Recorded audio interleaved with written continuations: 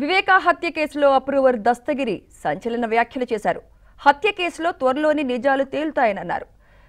నిజాలు బయటపడే రోజు దగ్గర పడిందన్నారు.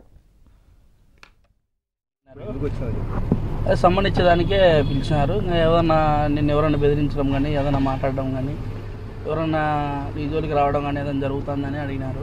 అంటే చేసినామంటే చెప్పినా అప్పుడే చెప్పినా. ఇప్పుడు కూడా చెప్పేది ఏముంది కొత్తగా. ఇప్పుడు మామూలుగా మొన్న రీసెంట్గా అవినాష్ రెడ్డికి నోటీసులు పోతాయనగా నాకు నా బండే సీజ్ చేసే పరిస్థితి పడింది. నేను తిరిగే స్కార్పియో కూడా సీజ్ చేసిన పరిస్థితి పడింది ఫైనాన్స్ వాళ్ళు.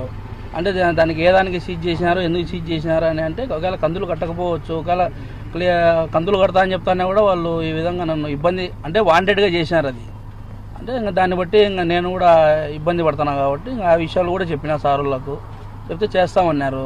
దాన్ని బట్టి తొందరలో ప్రతి ప్రశ్నకు జవాబు చెక్కే టైం అయితే తొందరలోనే ఉంది. పోతాను, ఖచ్చితంగా పోవాల్సిందే కదా.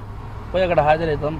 అన్ని విధాలుగా అన్ని రకాలుగా ఏం ప్రశ్నలు ఇస్తారు దానికి అన్నిటికీ జవాబు చెప్తాం.